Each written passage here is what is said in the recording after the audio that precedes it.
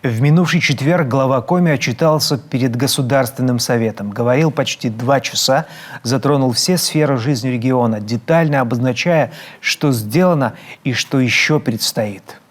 2020 год был архисложным.